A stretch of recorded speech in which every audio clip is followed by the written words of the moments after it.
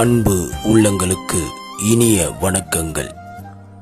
புத்திமதிகளை காத்துக் கொள்கிறவன் ஜீவ வழியில் இருக்கிறான்.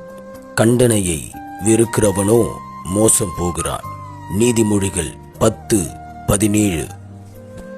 விமானத்தை இயக்கிக் கொண்டிருக்கிற கேப்டனுக்கு விமான நிலையத்தில் இருந்து வரும் தகவல்களை பெறுவதற்கு தகவல் பரிமாறும் கருவி எவ்வளவு அவசியமானது என்பதை நாம் அறிந்திருக்கிறோம்.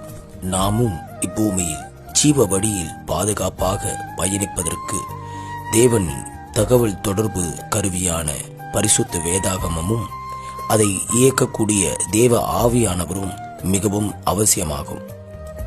கர்த்தருடைய வாயில் இருந்தே அறிவும் புத்தியும் வரும். அவர் வார்த்தையின்படி கேட்டு அதன்படி செய்கிறவனே கண்மலையின் மேல் தன் வாழ்வை அமைத்துக் கொண்ட புத்தியுள்ள மனுஷனாய் இருக்கிறார்.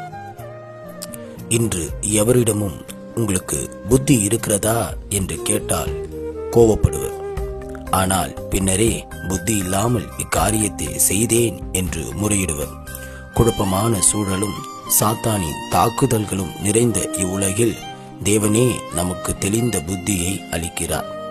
அதை சில நேரங்களில் கண்டிப்பின் மூலமாகவும் சிட்சிப்பின் மூலமாகவும் நம்மை நேசிப்பதனால் செய்கிறார். ஜீவ வழியில் பயணிக்க கர்த்தருடைய புத்தி நம்மிடத்தில் உண்டா? கட்டளையே விளக்கு, வேதமே வெளிச்சம், போதக சிற்சையே ஜீவ வழி. ஆமேன். ஜீவ வழியில் நடத்தும் கர்த்தர்.